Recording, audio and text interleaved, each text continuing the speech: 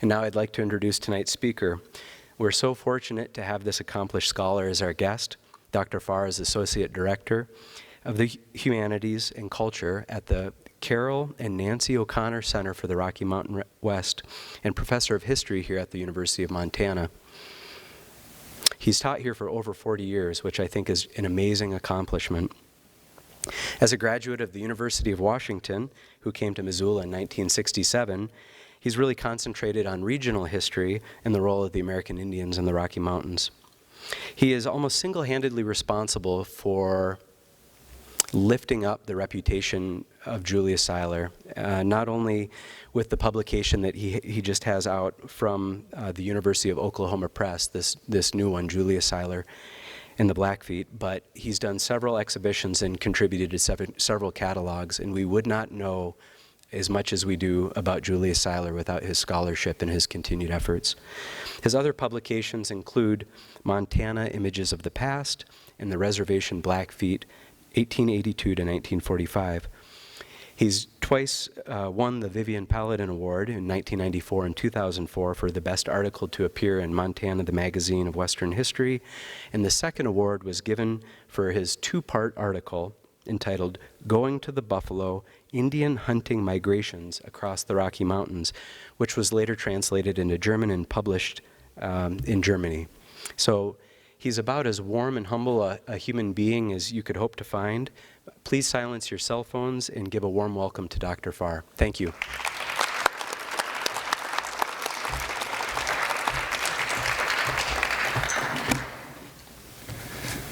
Well, thank you very much for coming out on a wonderful evening that finally summer has arrived. I thank you for your interest. It takes something to get out at night once you get home. This evening I'd like to address three issues, as you might have expected, having to do with Julius Seyler, Glacier National Park, and the Blackfeet. And first I'd like to say something about how I came to this topic. Second, to give you a short biographical sketch of Seyler and explore why I think Seyler's work is worthy of interest. And third, I'd like to say something about the Blackfeet as the kind of putative guardians of Glacier National Park, and then conclude, hopefully not too long, as I did in the book, with a Blackfeet story that I find has a certain kind of haunting convergence about it. My interest began a long, long time ago in Julius Seyler and in his glacier paintings, and surprisingly they didn't begin here. It didn't have its genesis in the American West, and certainly didn't have its genesis in Montana. It began quite unexpectedly in Austria along the Donau River in a place that's called Dürnstein, the kind of flinty stone there that gives it the place its name. It's about 50 miles upstream from Vienna, and it's hard to imagine a more European setting. There along the Danube, the river narrows, pinched between some high cliffs, and it's remained pretty much unchanged. It's kind of like floating the Missouri in some respects. It's kind of pretty much unchanged since the Middle Ages, or at least the late Middle Ages.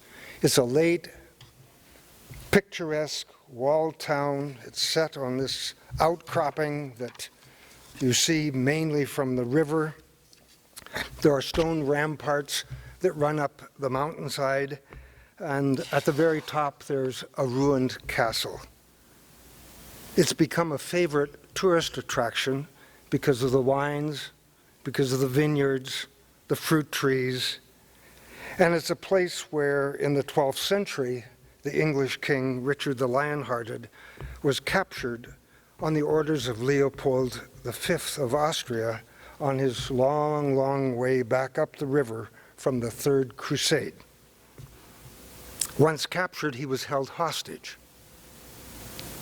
There are lots of these aristocratic castles, fortresses along this very serpentine stretch of the river, Each one of them tried to level tolls. Each one of them competed with the others for the control of the ship traffic on the Danube. When the English tried to retrieve their king, they were uncertain as to in which castle was Richard held captive. So they sent out the king's troubadour, and they hoped that they would be able to pull off a kind of a ruse. They sent him out in a small boat to float by the various castles in this very short stretch. It's only about 13 miles. And they floated by the numerous castles, and they instructed him to sing Richard's favorite song. When the melody drifted out over the water, the imprisoned king recognized it, and plaintively it was said you could hear floating out over the water the refrain that he sang. And that's the way his location became known. It didn't help much, but Dornstein is a very romantic place. It's a very European place. It's a place that's terribly distant from Montana, from Glacier National Park, and certainly very distant from the southern Piegans or the American Blackfeet. I was sightseeing there on one sunny summer day over 15 years ago with my daughter. And as we wandered about, I dreamt about the depth of this medieval past, and I stumbled upon a small cobblestone courtyard at the side of a Baroque Augustinian monastery, whose church tower was painted in a lovely pastel blue that has become famous. And if you don't believe me, look on the internet, punch in Dürrenstein, and you'll see that wonderful Augustinian monastery. Well, tacked up on the side of one of its plastered walls was a poster announcing a painting exhibit that was upstairs. It featured the artwork of Julius Seyler and his experiences among the Blackfeet. And my jaw dropped. I was stunned. I came as a medievalist. I came to Missoula as a medievalist. I didn't remain a medievalist, but I still am a medievalist by training. But I'd also studied the Blackfeet for a very long time. I published that history that was spoken of, the reservation Blackfeet, knew the photographs, knew something of the history, and yet despite all of those years of conduct and contact, I'd never heard of Julius Seyler, nor had I seen any of his paintings. Seen a lot of bad paintings, a lot of good paintings of Glacier Park, but I'd never seen a Seyler painting. I didn't know that he was in any book that I knew of. And it turns out not many people in the United States had ever seen a Seyler painting. It seemed kind of extraordinary, strange, suddenly to encounter these Blackfeet people and this painter of the Blackfeet with familiar faces, individuals that I had known from photographs, people whose names excited me and I think Montanans in general: Jack Big Moon, White Calf, John Ground, Medicine Owl. And here they all were in a medieval, actually a rebuilt Baroque monastery along the Danube, so dislocated, so far away from Montana, so removed from their traditional haunts at what they called the backbone of the world, Mistakis, the Rocky Mountains. One painting I remembered in particular was this one. It's the picture of Chief Mountain. Chief Mountain, of course, as you probably know, changes its shape depending upon the direction you're looking at it. It's called Ninastakis and Chief Mountain. And it's this kind of lonely, broken prow that juts out, separated from the Rockies, out onto the plains in that arc that you see as you drive north from Browning. And it oriented travelers to the Old North Trail many, many, many years ago. And now, of course, it marks the 49th parallel and the Canadian border. The paintings in the exhibit that I looked at were done by this Julius Seyler, and he described himself as a late Impressionist painter, but then had to define it like all painters do in ways that I really didn't quite understand. But he certainly wanted to capture perceptions on canvas and paper by painting landscapes and people directly from life, out in the open air, and not from within the confines of a studio. He started as an animal painter, and even painting animals, they had a studio in which they, like a barn, and they lifted up the whole side of the barn so that the natural light could come streaming in and you could paint a more realistic fashion.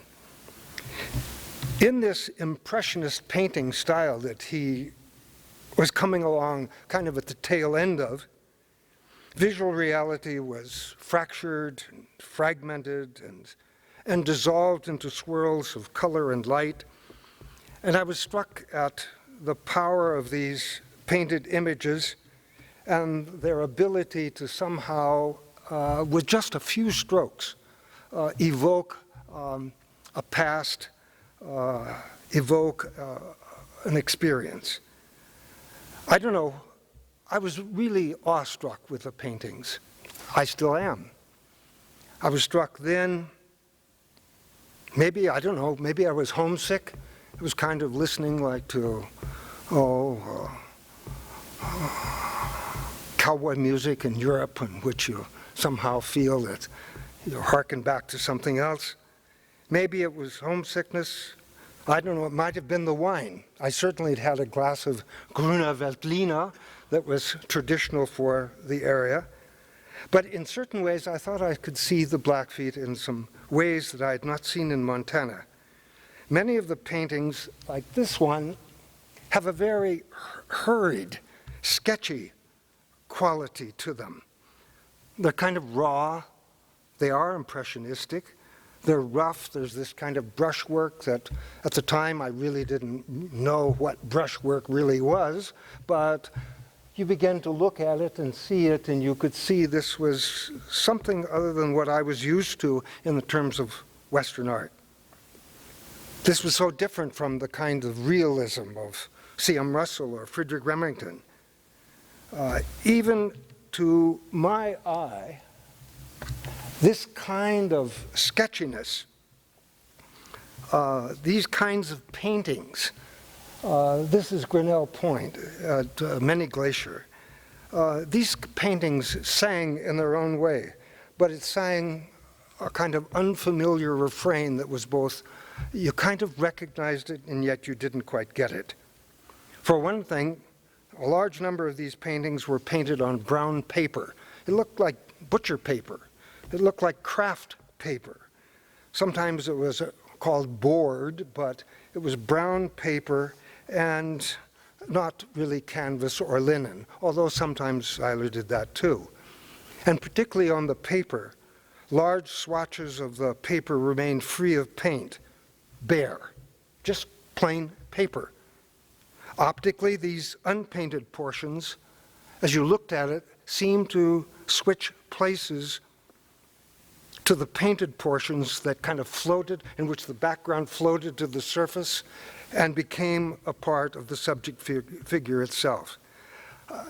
It was a trick, a kind of ruse, it seemed to me, but it was something not unlike those M.C. Escher doors that we have here on campus. And I hadn't seen that on a painting and thought it was intriguing. And there were horses. Horses I'd never seen rendered so convincingly with such economy. Here's one of those paintings in which the background kind of becomes foreground. Look at the horses, how the craft paper, the brown paper beneath, suddenly kind of just jumps out at you. Well, he did these horses with deft strokes. A cocked hip would be just a simple slash. There might be a nose or a pastor and a sickle of paint for a windblown tail. Here again, the kind of the turbulence and the horses, they have no feet, of course. and there are large parts of them that are left unpainted. Anyway, clearly this man knew horses, knew how to put them together, knew something about their components, knew their architecture, knew how they moved. And there were also windblown landscapes of Glacier National Park in that exhibit that I saw in Dronstein. Iceberg Lake, mountain passes, Krummholz. And I obviously am off pace, so I've got to find my Krummholz, but I'll go back to it. Well, that was the beginning. I had to know more about what I thought I had found a kind of a remarkable painter, and to see how remarkable he actually was. And how remarkable he was, I had actually no idea. There's the Krummholz, the trees at Iceberg Lake in the background, and I think most of us can recognize it. Well, anyway, that was the kind of a beginning. So what about Julius Seyler? Well, he was born in Germany, in Munich, in 1873, and by 1892 he'd begun his art studies at the prestigious Munich Academy of Fine Arts. He was also, and remained, a competitive athlete, an obsessed competitive athlete. He becomes a speed skater, and he found it very difficult to leave one career in order to choose the other. And in fact, he tried to do both. Generally, athletics led the way. One success followed another, and let's see if I can, here's some more of this Krummholz. A very different style, I might add, of painting. This is a miniature in which he's being very, very realistic, but you still see the turbulence in the background, and you still see the brown of the craft paper coming through. There he is with all of his medals. So, as I said, he was very successful. He won European championships in 1895 and 96. He competed in Montreal and in St. Petersburg at the world level. But in all of this, painting kept its hold on him, and he apprenticed himself to a variety of mentors and styles before striking out on his own in 1906 as a plein air painter of animals, rural people, turbulent landscapes, be they on the horizontal coasts of Belgium or Normandy or even Norway. As early as 1904, then 31, Seyler was writing to St. Paul, Minnesota, to a young Norwegian-American art student, actually a student of his. Her name was Helga Beckmann. He had met her in Munich and was to become his wife. They were married in 1910 in St. Paul and then returned to Europe, and both were hoped to take up what had become already reasonably successful painting careers. The Beckmann family, the father was an ophthalmologist, prominent scientist. That family connection proved to be an important one for our story and for Seyler's. In 1913, Seyler and Helga returned to St. Paul for the wedding of Helga's brother to Rachel Hill, who was the daughter of James J. Hill, the famed empire builder of the Great Northern Railway. Unlike his father, who had focused on hauling freight, going so far to compare passengers to the male teat, namely that they weren't very ornamental nor useful, Hill Jr. thought passengers and tourists were certainly worthy of his interests. They would represent, he said again and again, since he already had the railroad and they were hauling freight, tourists and passengers would represent a net earning. Tourism would help the bottom line.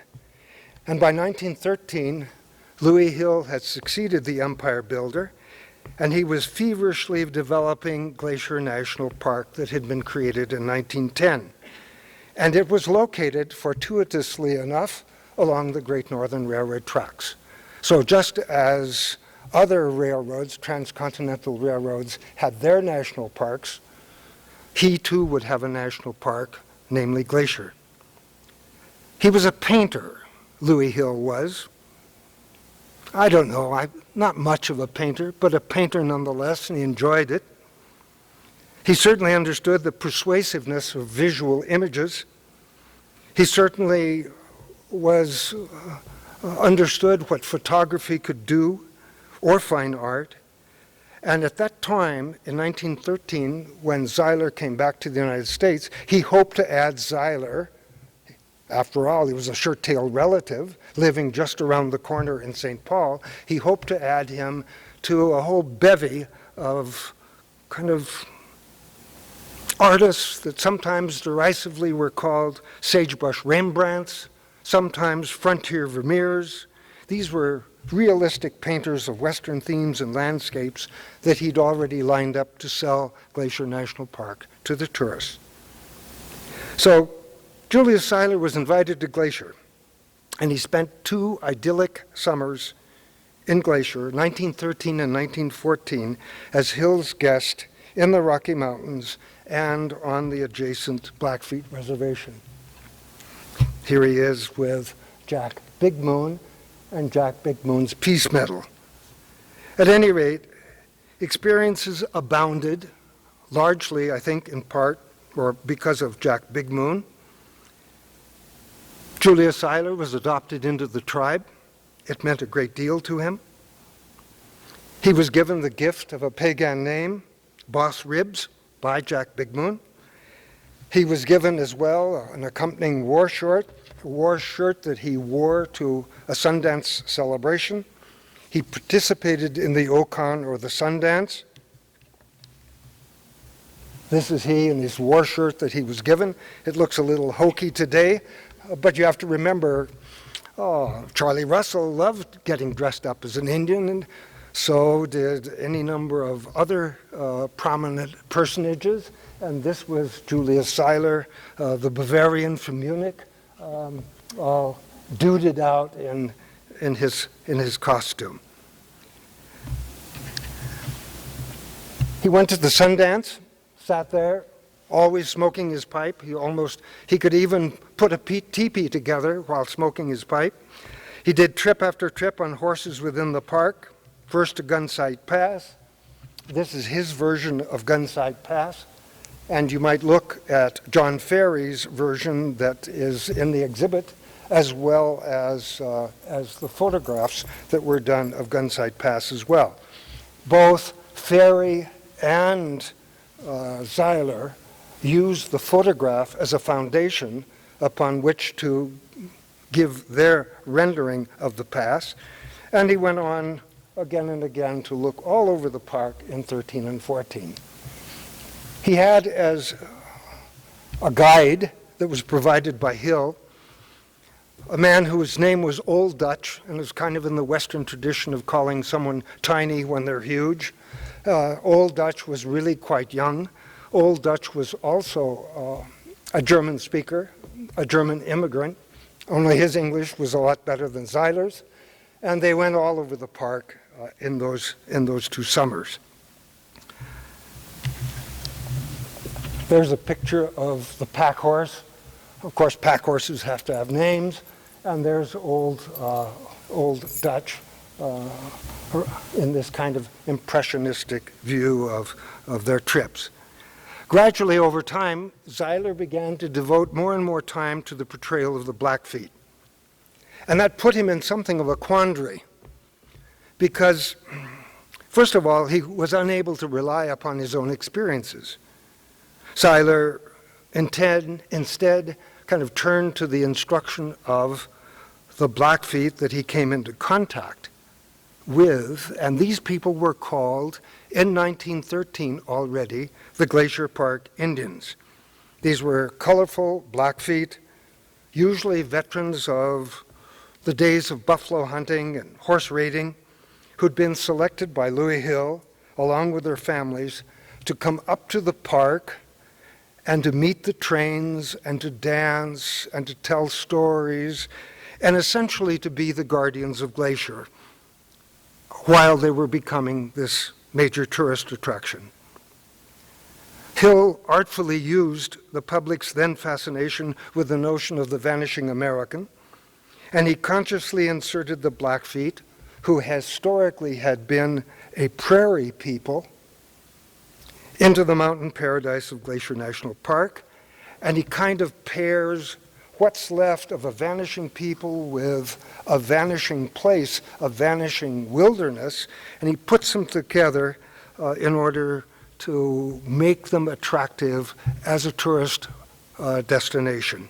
They were to become a part of the nation's newest playground.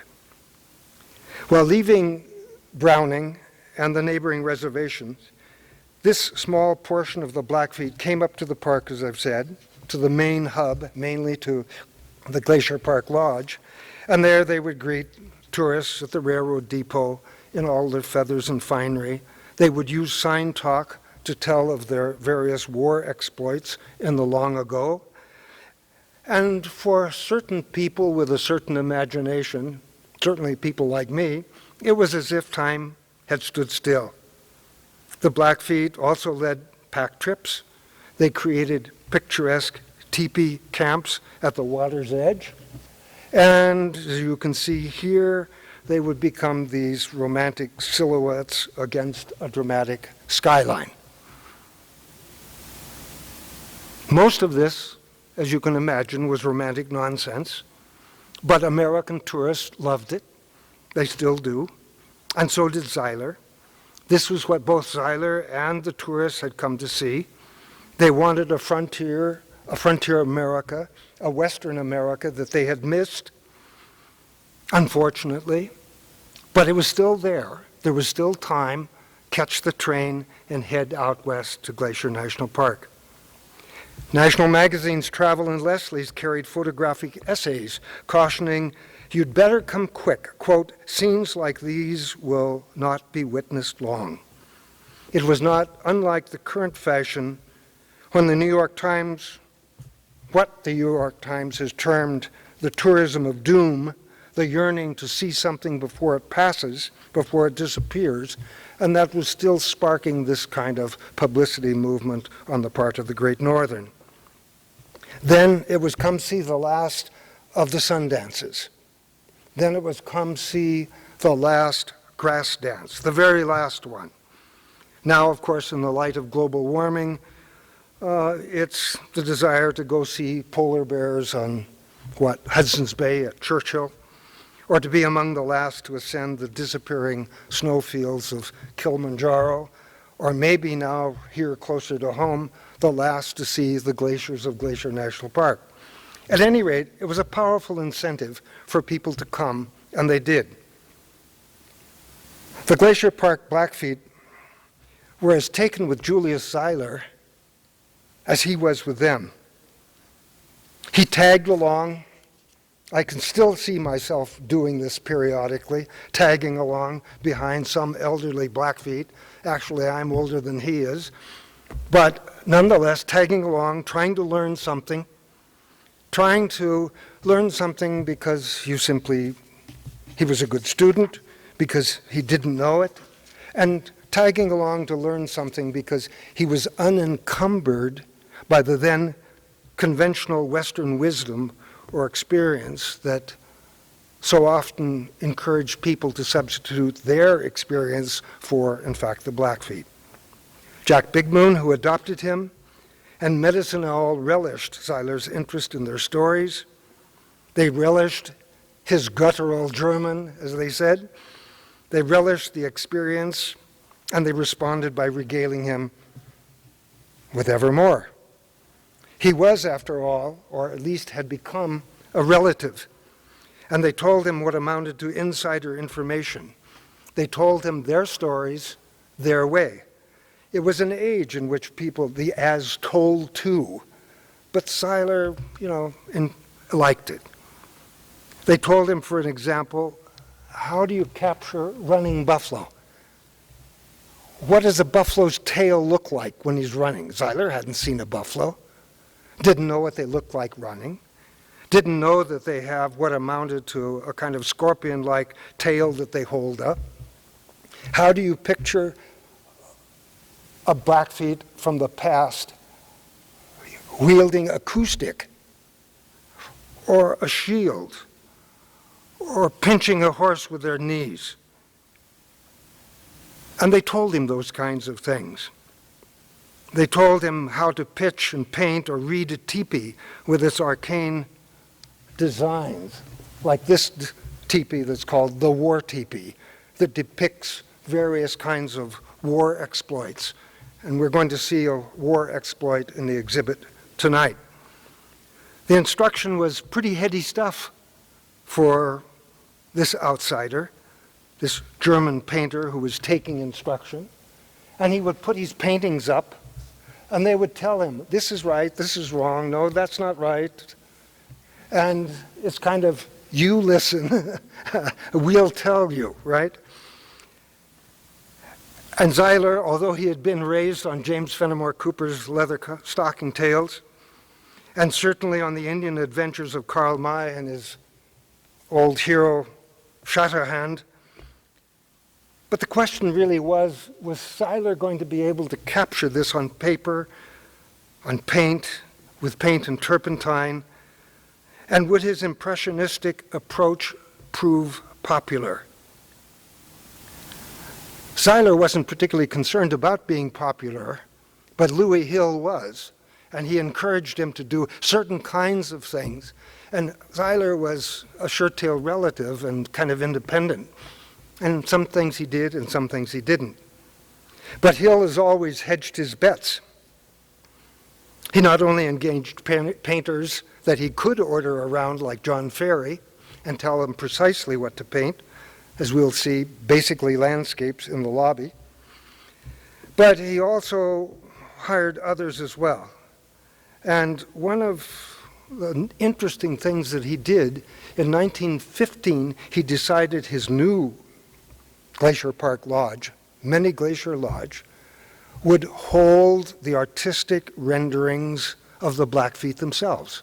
So he went and hired Blackfeet artists, 25 of them, and they painted 300 or 400 feet of Indian paintings on muslin that they rolled out, and they painted it on the ground, and then chopped it up for the war. And what they painted were war records, what they had done, what they were proud of, what their history was. And they would paint these, or sometimes have artists who would do a better job than they could paint them if they were too old and feeble or just couldn't paint. And these were put up in the Many Glacier Lodge. And each one of these Indians, about 25 of them, told his own story, his own way on this muslin. Well, these picture writings, these war honors and escapades that depicted scouting and horse raiding, I said these were important kind of contributions that the Blackfeet made themselves. Well, the news of World War I ended all of this in September of 1914. Seyler was a German national. He was caught as a German national a long way from home. The magic asylum of the mountains no longer work. As my friend Albert Borgman reminded me, that Hans Castorp, in Thomas Mann's The Magic Mountain, when the war breaks out, he too has to leave the asylum. And that's exactly what Seyler did. It was time to go. And although Seyler left Montana, he was unable to return to Germany because of the British blockade of the sea lanes of the North Atlantic. So he was kind of trapped and caught, and he went back to St. Paul, to his wife's family, experienced a good deal of German hostility, animosity, and they finally withdrew to her father's farm in Balsam Lake, Wisconsin, that was about 40 miles away. And there he endured a long 7-year exile as a farmer.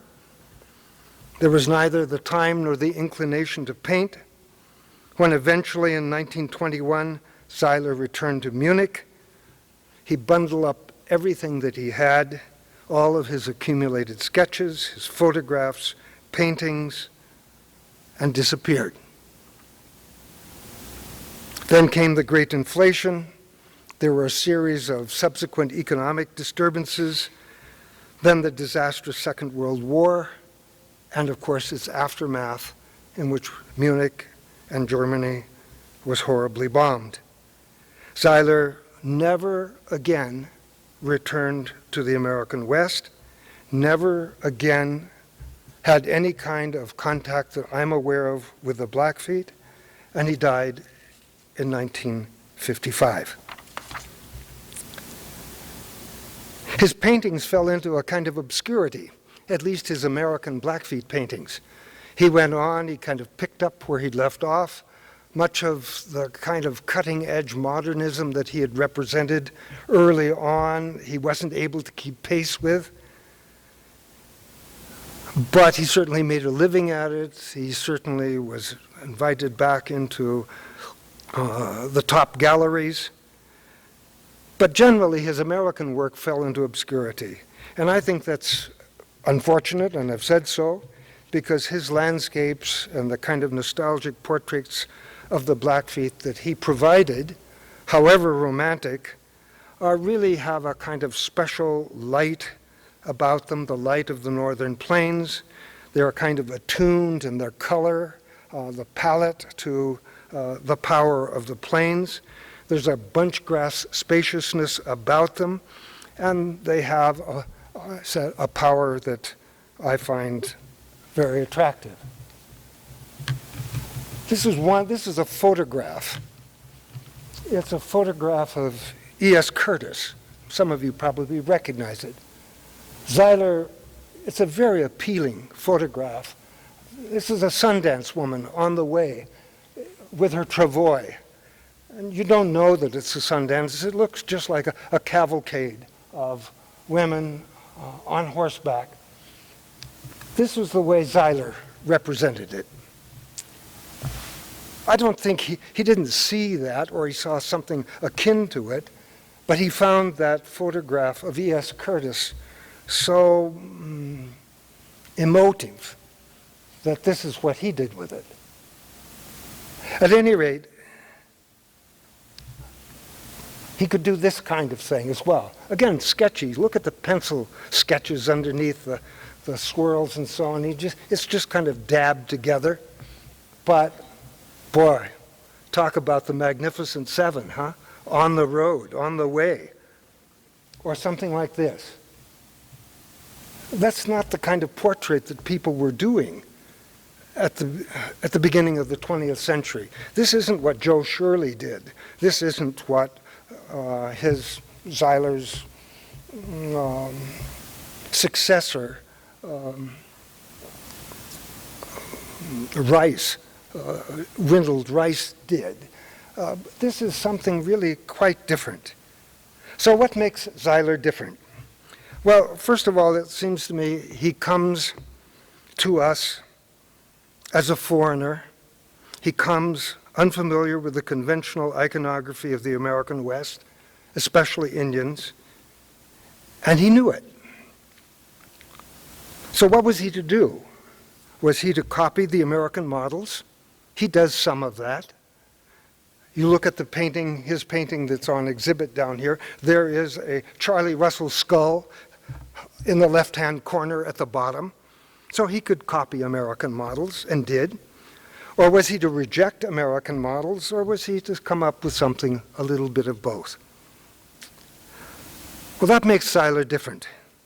He was also not painting for an American audience who had definite ideas about what they knew and what they wanted.